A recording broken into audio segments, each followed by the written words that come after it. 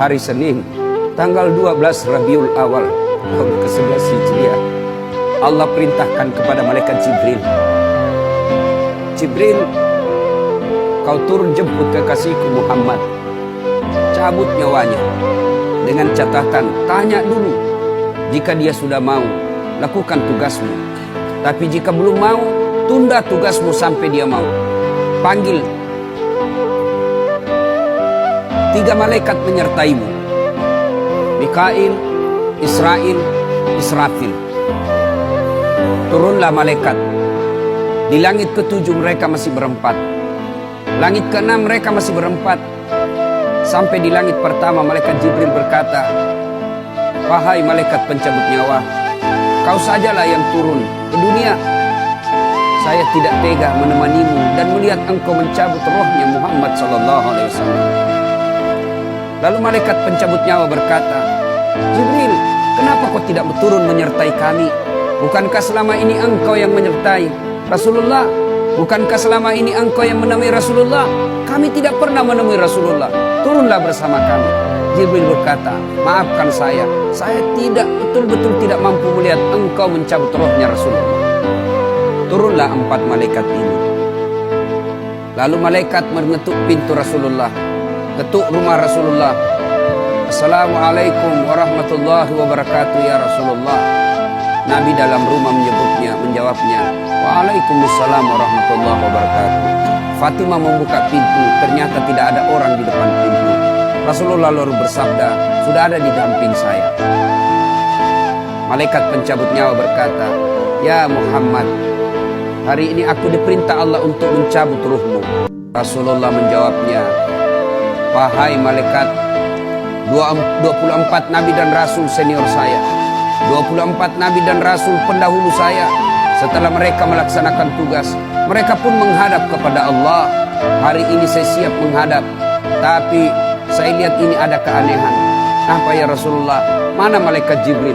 Kok tidak ada di antara kalian? Mana sahabat saya? Mana Jibril? Malaikat pencabut nyawa berkata, Jibril menunggu di atas langit. Dia tidak datang untuk menyertai kami.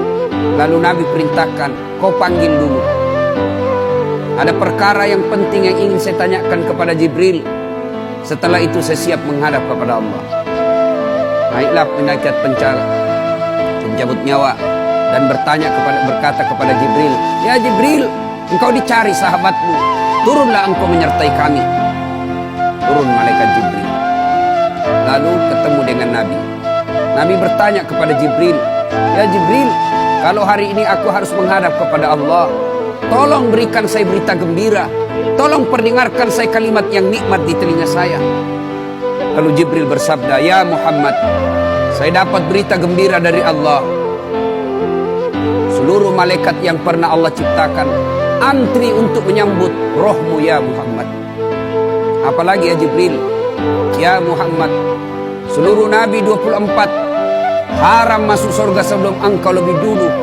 Meskipun engkau nabi paling terakhir, tapi Allah memberikan garansi dan jaminan haram seluruh nabi dan rasul masuk ke dalam surga sebelum engkau lebih dulu ya Muhammad. Nabi mengucapkan alhamdulillah. Apalagi ya Jibril, ya Muhammad, jika engkau punya dosa dan kesalahan, Allah telah mengampuni dosa dan kesalahanmu. Nabi bersabda, alhamdulillah. Tapi ya Jibril, itu kan saya, itu diri saya. Ya Jibril, saya tidak cemas soal diri saya. Saya tidak ragu soal diri saya. Yang saya cemaskan umatku ya Jibril. Bagaimana umatku sepeninggal aku kelak? Subhanallah. Nabi tidak mencemaskan anaknya. Nabi tidak mencemaskan istri beliau. Nabi tidak mencemaskan keluarga beliau. Yang beliau cemaskan umatku ya Jibril. Jibril lalu berkata, baiklah kalau begitu ya Muhammad, nantikan saya. Jibril lalu menghadap kepada Allah. Selang beberapa saat muncul kembali dan berkata, ya Muhammad, aku telah mendapat berita gembira dari Allah.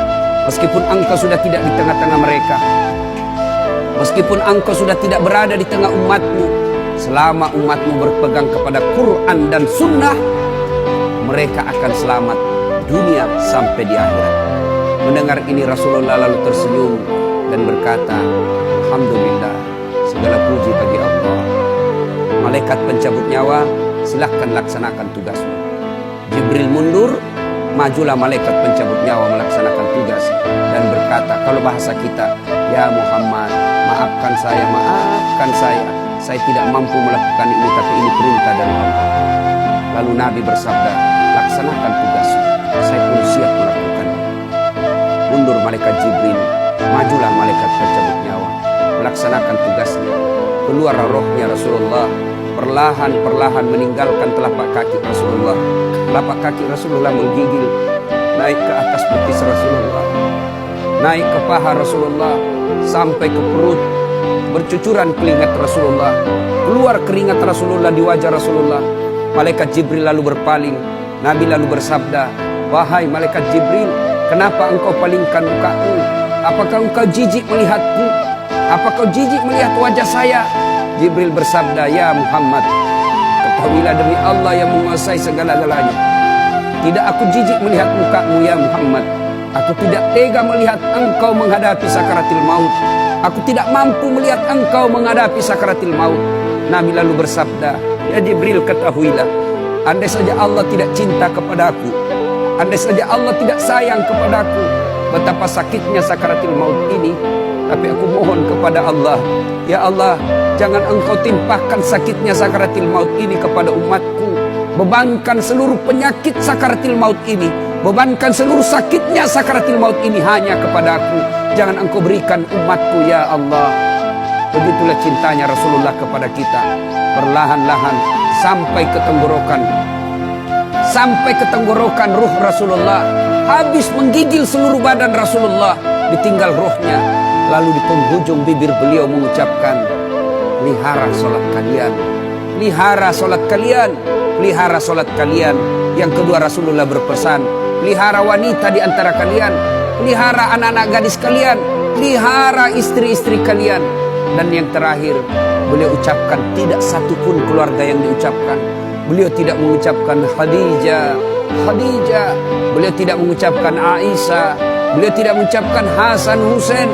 Siapa yang diucapkan? Ummati, ummati, ummati. Berangkat Rasulullah. Hebohlah Mekah, berduka seluruh Mekah.